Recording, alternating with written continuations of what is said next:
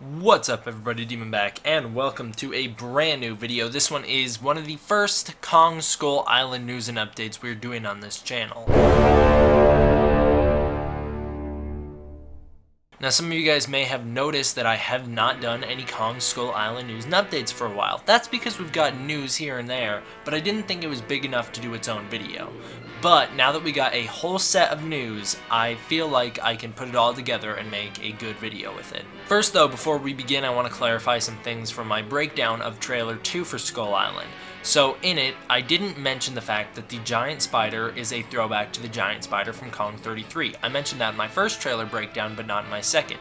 Same thing with the scroll crawlers. I didn't mention the fact that they look like the lizards from Kong 33, even though, that is something that I knew before, and I don't quite know if I've mentioned it in a video before, but I certainly have posted about it in different places here and there. The fact that Skull Island is drawing a lot of inspiration from Kong 33 may mean that we might see another monster in this movie, the giant serpent. That'd be a cool thing that they could bring in here to be another reference to the 33 movie. After all, fan service goes a long way, and this movie seems to realize that and be giving a lot of it. So Monarch has been putting out more cryptic files lately and some more King Kong files that they've released. They haven't done any new footage yet, which is a bit bumming. I hope they do sometime soon, maybe before the next trailer comes out, if there will be a next trailer.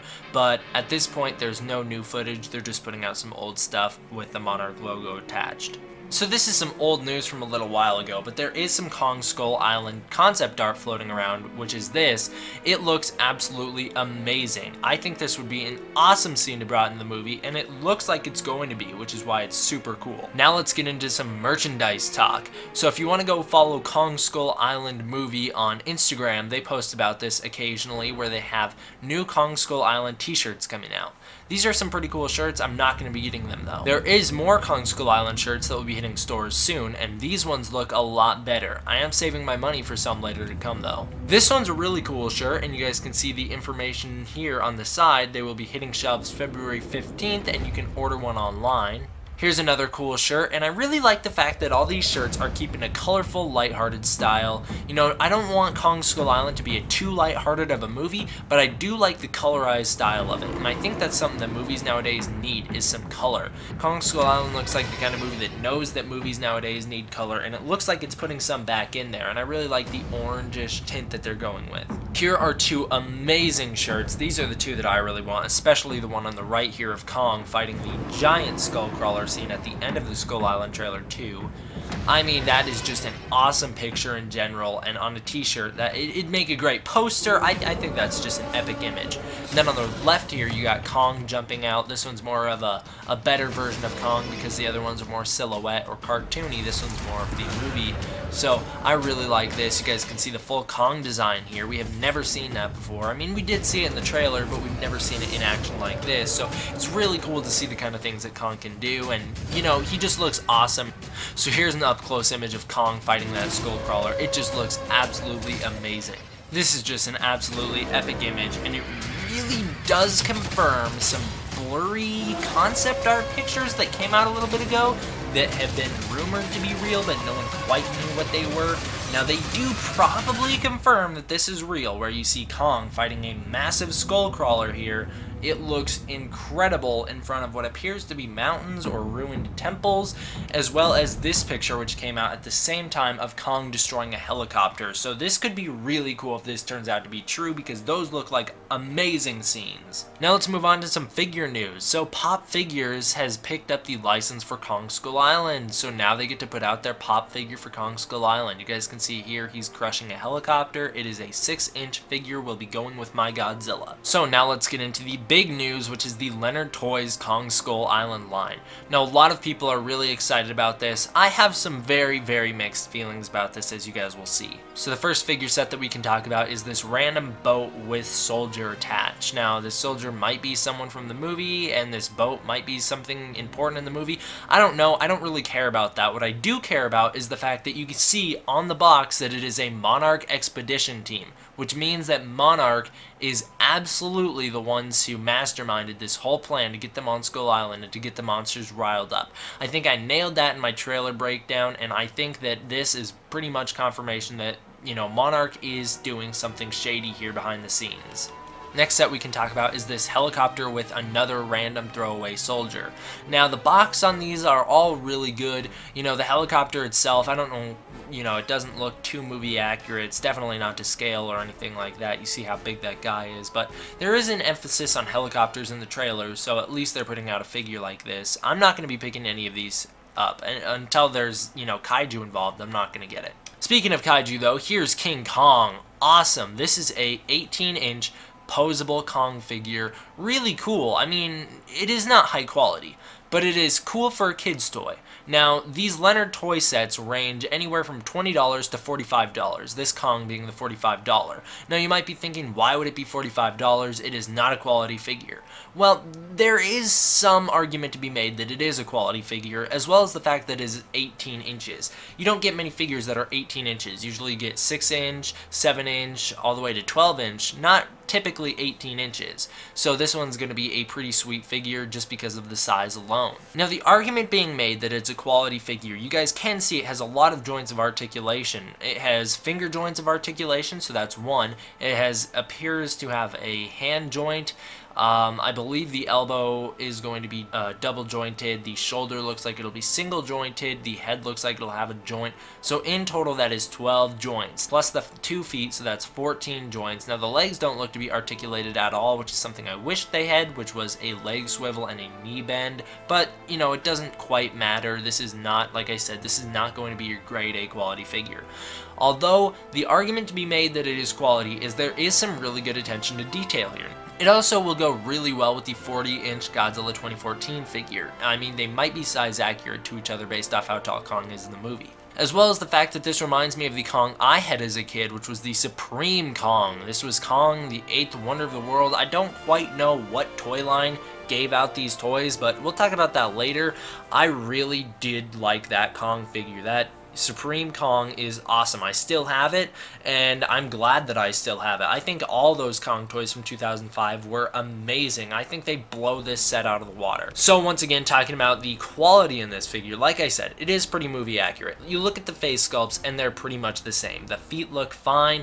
There is even some really good attention to detail here with the body scarring. I mean, if you look here at Kong in the bottom right, you see that he does have some body scarring that was carried over to the toy. So I do appreciate that. Although I don't know why that man is so big compared to Kong. You know, you'd think they'd do what the Kong 2005 line did and make the toys in scale with each other so that the people were a lot smaller. But after seeing all these images of Kong, I want to mention one last time how accurate this is to the Skull Island original prequel to King Kong 33 that was a comic book that came out way back when. I mean, this, it just looks like they're adapting it a lot, and there are a lot of cool little references to this that I really hope means that they're following this slightly and that this is going to be some sort of source material for them. Now we take a look here at the giant spider toy, which doesn't look too giant compared to that Car and Tom Hiddleston toy, but you know, if they're going to make it, why not make it, you know, 7 to 12-inch figure instead of what looks like it's going to be 4 to 5. We also have this cool figure, which is some sort of kaiju pterodactyl looking thing with a squid face. Now, it also comes with a guy and a boat, but no one really cares about that. I've seen a lot of people freaking out over, oh my god, a new kaiju that wasn't shown in the trailers. What could this monster be? What is this?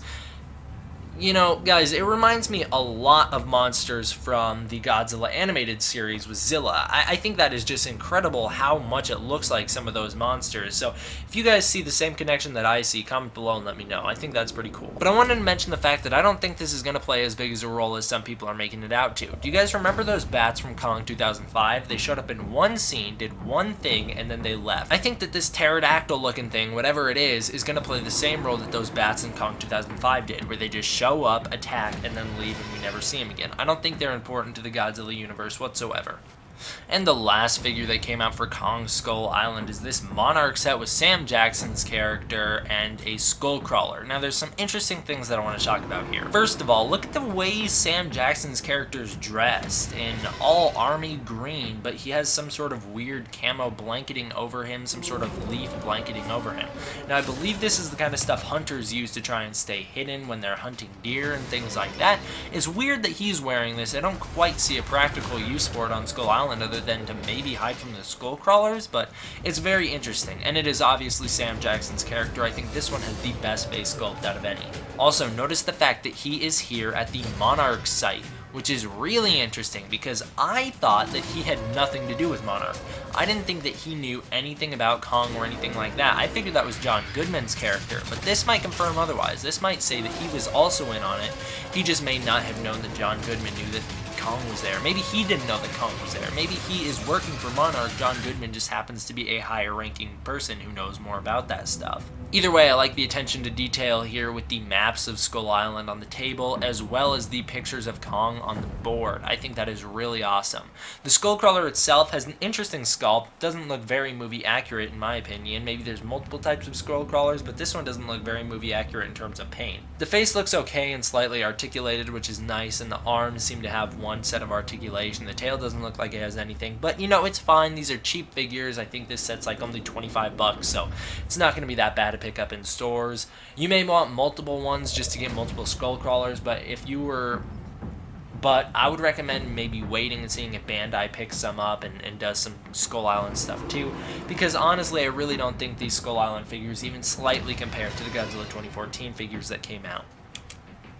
That's one thing that I wanted to talk about, is the fact that I think my childhood may have spoiled me a bit too much. The fact that when I was a child we had such intricate toys already by then. I mean, even nowadays we one-up this stuff with things such as NECA, which it just gets completely obliterated by the fact that Monster Arts is amazing. If you have Monster Arts figures, everything else just looks like it's awful. But I really do think that the fact that my childhood had such good toys spoiled me a little bit to the kind of toys that are coming out nowadays, because the toys that I got as a kid were really amazing. You have this awesome Skull Island set that had the Supreme Kong go with it. It was amazing to play with. I still have all of it. I still mess with this from time to time. As well as all these different King Kong toys with Kong, the dinosaurs that he fights, the V-Rex, the bats, just some random Velociraptor. I don't know why that one was there. That one was like a wind-up toy. I have a lot of these. Like, there's a Velociraptor, and then there was a giant lizard, and you'd wind them up, and press a button, and they'd break apart.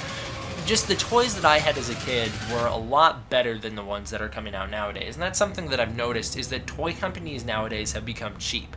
Toys aren't as good as they used to be for little kids anymore. And I don't know why. Maybe because they know they can make money just off crap figures. But I think it should be a quality over quantity kind of thing. I think they should make more quality figures and less amount of them. Like, instead of making some boats and helicopters and all this stuff, focus more on the Kong, focus more on the Skullcrawler, make them look really good before you go do other stuff.